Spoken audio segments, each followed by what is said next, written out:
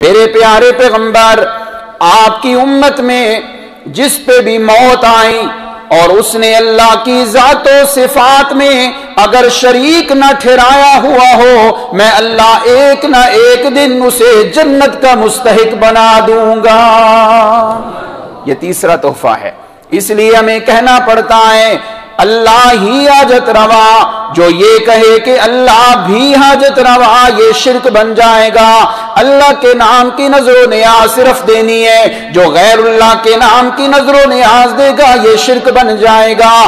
اکیلا اللہ ذات کے اعتبار سے، اکیلا اللہ صفات کے اعتبار سے، ساری صفتوں کا مالک صرف ایک اللہ ہے، کوئی اس کے ساتھ شریک نہیں۔ عالم الغیب بھی وہ اکیلا اللہ ہے، اولاد دینے والا بھی اکیلا اللہ ہے، عزت و ذلت کا مالک بھی اکیلا اللہ ہے۔